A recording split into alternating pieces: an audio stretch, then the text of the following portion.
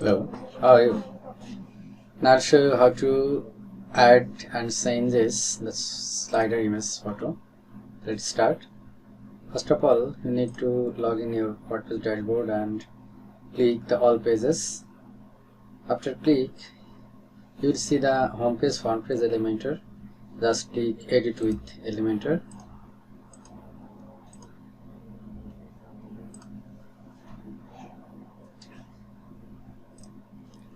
When it will open, then click hover just slider on slider and you will see the edit button.